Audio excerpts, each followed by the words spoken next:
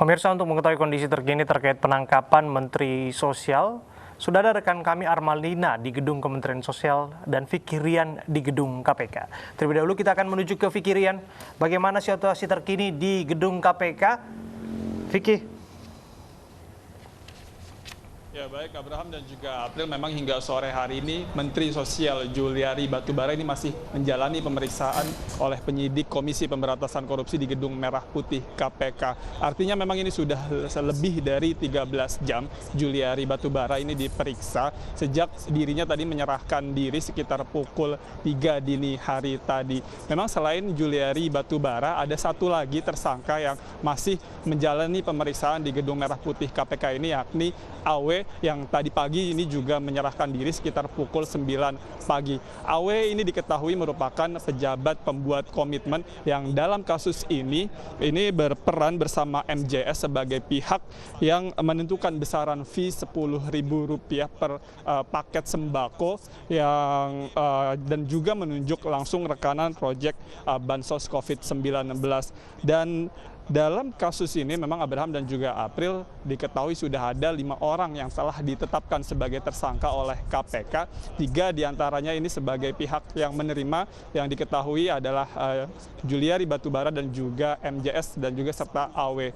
Selain 3 orang tersangka, 2 lainnya ini diketahui merupakan pihak yang memberi, yakni ada AIM dan juga HS. Dari total 5 tersangka yang sudah ditetapkan oleh KPK, 3 diantaranya ini sudah ditahan dan sementara 2 lainnya yakni Menteri Juliari Batubara dan juga AW saat ini masih terus menjalani pemeriksaan oleh penyidik Komisi Pemberantasan Korupsi. AB dan April, kembali ke Anda. Baik, selanjutnya kita ke Kementerian Sosial Republik Indonesia. Sudah ada rekan Armalina di sana. Armalina, apakah ada penggeledahan di sana, Armalina?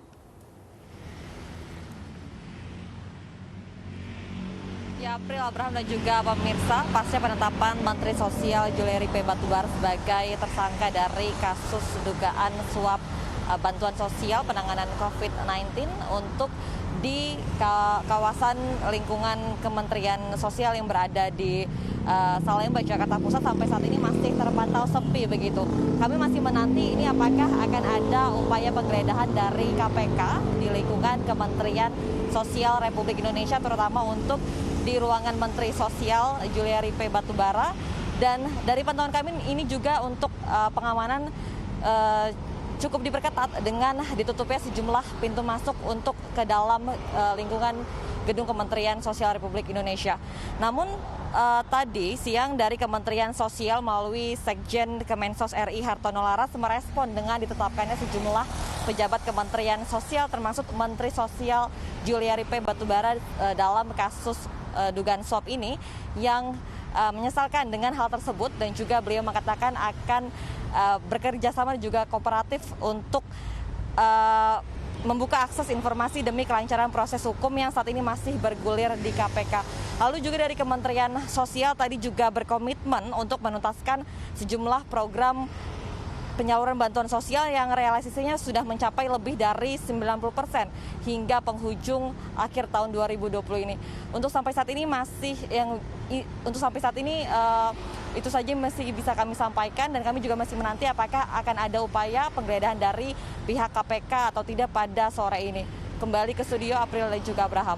Terima kasih Armalina melaporkan langsung dari kantor Kementerian Sosial, dan sebelumnya Fikirian melaporkan langsung dari kantor KPK. Selamat bertugas kembali rekan-rekan.